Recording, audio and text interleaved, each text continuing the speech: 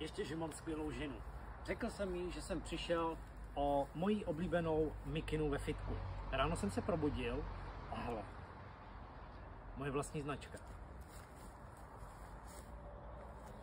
Chceš něco taky takového?